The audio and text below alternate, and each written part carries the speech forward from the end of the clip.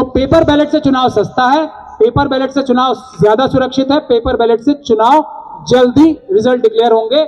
तो ये बात साफ है, किसी को कोई शक है तो वो आके हमसे डिबेट कर सकता है। तो एक तो अपने मन में ये बात साफ रखिए।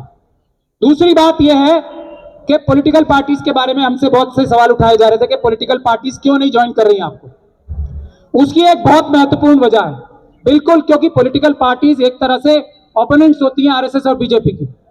तो उनके ऊपर इल्जाम ये लगाना बहुत आसान होता है, तुम इलेक्शन हार गए तो इसलिए ये काम कर रहे हो।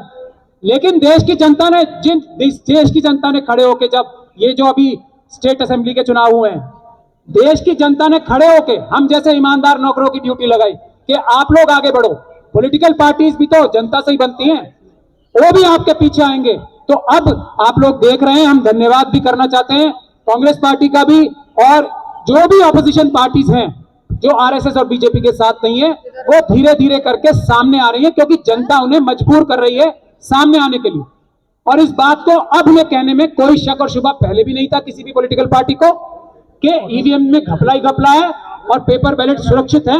लेकिन ये अब धन्यवाद के लायक है। और मैं उदित राज जी का, दिग्विजय सिंह जी यहाँ हमारे बैठे हैं और लवली जी बैठे हैं, कांग्रेस के बड़े दूसरे नेता और हमारे किसान नेता बावरिया जी, मुझे नजर बावरिया जी भी बैठे हैं, सीपीआईएम के भट्टाचार्य जी बैठे हैं।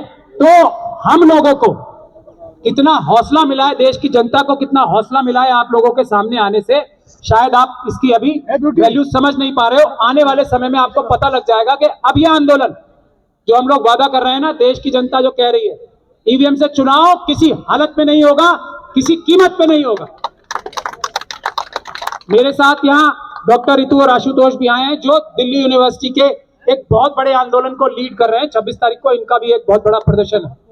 और आखिरी बात मैं पुलिस के हमारे कर्मियों से कहना चाहता हूं कि 25 तारीख को, आज तो है ही, अगर आप हमें रोकोगे जाने से तो ये अपराध करोगे कानूनी। मैं आपको एक कानूनी सलाह दे रहा हूं, रोकोगे तो अपराध करोगे। अपराध मत करो, अमित शाह जी के कहने पे आपके खिलाफ भी कानूनी कार्रवाई हो सकती है और हम लोग करेंगे। तो इसलिए पीसफुल ढंग से, ये लोग सब जिम्मेदार लोग हैं, देश के मालिक हैं, पीसफुल ढंग से हम जाएंगे और अपनी आवाज पेपर बैलेट के लिए बुलंद करेंगे।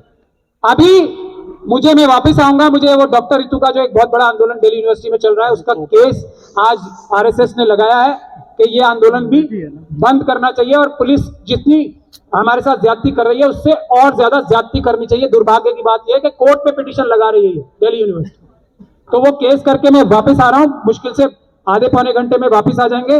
तब तक के लिए आप लोग हमारे अब टॉर्च बियरर्स बन गए हो। हम सब, देश की जनता आपके नेतृत्व में, सबके नेतृत्व में लड़ाई लड़ेगी।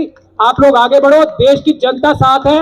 ये आपकी लड़ाई नहीं है, देश की जनता की लड़ाई है, देश की लड़ाई है। बहुत बहुत शुक्रिया, बहुत बहुत शुक्रिया। हटाओ। अगर आपने अभी तक सनराइज समाचार को सब्सक्राइब नहीं किया है तो सनराइज समाचार को सब्सक्राइब कीजिए और बेल आइकन को भी दबा दीजिए ताकि आप हमारे आने वाली वीडियो का नोटिफिकेशन सबसे पहले पा सकें।